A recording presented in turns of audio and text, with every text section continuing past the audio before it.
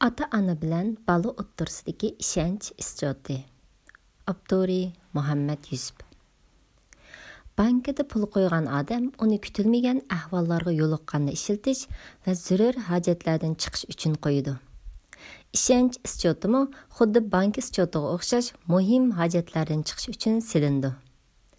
Bank ijodidagi amonat turmush uchun muhim bo'lgandek, ishonch ijodidagi amonat kishilik munosabat uchun nihoyat muhimdir.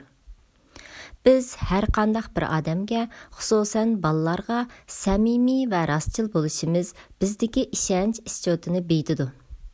Ishonch ijodi boshqa hissiyot silinmalarining asosi hisoblandi. Ishonchlik odam degan ishonch ijodiga ega bo'lish bankida million dollarlik pul ijodiga ega bo'lgandan yuqoridir. Chunki odamning qimmati uning ishonch ijodida bo'ladi. Insonda har xil ijodlar bo'ladi. Bularning ichida eng qimmatli ijod ishonch ijodidir. Bundaq ijod bo'lgan odam navoda xatolasimi yoki boshqalar tuhmat qilib qaralasimi, kishilar yanada uni aqlaydi va uningga ishonadi. Chunki uningdagi ishonch ijodi uni shundoq ishonchlik odamga aylantiradi. Payg'ambar alayhissalom bir sahobaning uyiga mehmonga borgan bo'lib, oiladagi ayol bolasini "Bir kel, sana bir narsa beraman" deb chaqirdi. Payg'ambar alayhissalom o ayoldan "Siz balangizga nima bermoqchi?" deb so'radi. Ayol "Balki xurmo beraman" dedi. Ondan payg'ambar alayhissalom uningga "Agar siz balangizga biror narsa bermasangiz, sizga yolg'on aytganlikning gunohi yozildi" dedi. Payg'ambar alayhissalom har bir fursatda kishilarga ta'lim berishni qo'ldan bermaydi.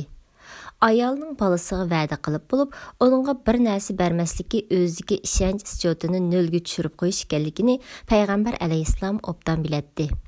Shunga ayolga shundoq degan: Ata-onaning o'zidagi ishonch ijodini nolga aylantirishi biror qitim yolg'on aytish bilan amalga oshadigan shunchalik o'ng'ay ish.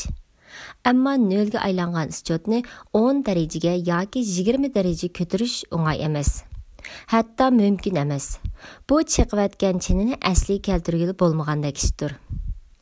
Chunki siz balangizga bir qitim yolg'on aytib qo'yib, orqadan 10 qitim, 50 qitim, hatto 100 qitim rost so'zlasangizmi, farzand sizga to'liq ishonch qila olmasligi mumkin. Chunki u ko'nglida "Dadam menga bir qitim yolg'on so'zlagandi, balki bu qitim yolg'on aytadigandu" deb o'ylaydi. Agar farzand sizdan biror qitim yolg'on so'z anglamagan bo'lsa, biror qitim va'dangizni buzmagan bo'lsangiz, butun dunyo xalqi birlashib sizni yolg'onchi desimi, farzand ularga qat'iy ishonmaydi va sizni jinini tikib qo'g'daydi. Inson eng avval o'z farzandlarining nazarida ishonchlik odam bo'lishi lozim. Agar bundoq bo'lmaganda, u odam har qancha o'lima yoki ziyoli bo'lib kelsimi, farzand tarbiyasida g'alaba qila olmaydi. Samimiy bo'lish degan lavzida turish, rostchil bo'lish, aytganlarini amalda ko'rsatish deganlikdir. Ata-ona bilan bolalar o'ttirsidagi ishonch ijodi ularni bir-biriga bog'lab turadigan asos halqa hisoblandi. Ishonch ijodi ko'paygan sari ularning o'ttirsidagi munosabat texmi kuchlandi. O tuval degan sari ularning o'ttirsidagi munosabat ojizlashdi. Ata-ona bilan bolalar o'ttirsidagi ishonch ijodining nolga tushib qolishi ishonchning butunlay yo'qolganligidan derak berdi. Ata-ona bilan bola o'ttirsida ishonchning yo'qolishi ata-onalar bilan bolalar o'ttirsidagi ishonchning eng xatarlik oqibatlari yo'l ochadigan xatolikdir. Ata-onasiga ishonch qilmagan bola qandoqmi ularning tarbiyasini qabul qilsin? Ata-ona bilan bola o'ttirsidagi ishonchning yo'qolishiga sabab bo'lgan asosiy omillar ata-onaning bolasi qilgan va'dasiga xiloflik qilishi, bola qilgan tahdidlarini ijro qilmasligi, yolg'on so'zlashi va saxtbazlik qilishi qatorliq nachar illatlardir. Ata-ona bolasiga tunugin bergan va'dasini bugun unutib qilishi mumkin emas. Ammo bolalar 1 yildan keyin unutmaydi. Bolalarning aqlini oddiy sanashning o'zi bir xatolik. Ata-onalarning ba'zida bolalarni qo'rqitish niyati bilan "O'ltirman, bo'yningni uzaman" deganga o'xshash tahdidlik so'zlarni ishiltishi bolalarni texmi isyonkorlikqa moyil qilib qo'ydi. Chunki bolalar ata-onasining ularni o'ltirmaydiganligini va bo'ynini uzmaydiganligini yaxshi bilgan bo'lg'achqa, natijada ularning deganlarining aksini qiladi. Shunga amalga oshmaydigan tahdidlik so'zlarni ishlatmaslik lozim. Bu xatolikning ziyonlari. Birinci, bala ata-anasiga ishonmaydigan bo'lib qolsa, ularning qilgan chiroyli nasihatlarini qabul qilmaydi. Ularning tahdidlaridan qo'rqib qolmaydi. Natijada ata-onasining tarbiyasidan mahrum qoladi.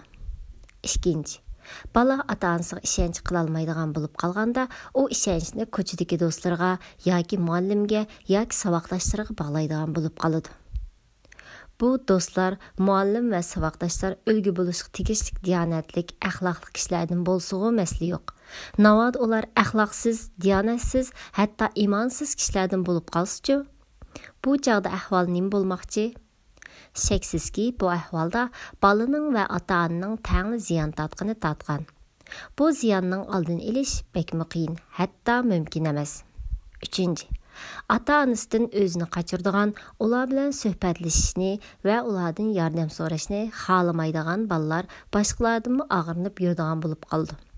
Natijada yolg'izlikni xohlaydigan, kishilardan qochadigan bo'lib chiqadi. Chunki u bordigan do'sti, muallimi va saboqdoshi hamisha uning dardlarini tanishib o'tira olmaydi. Chunki bularning o'zlarining ishi bo'ladi. Bu xatolikni tuzatishning chorasi. Birinchi, ota-bola munosabatini kuchaytirish lozim.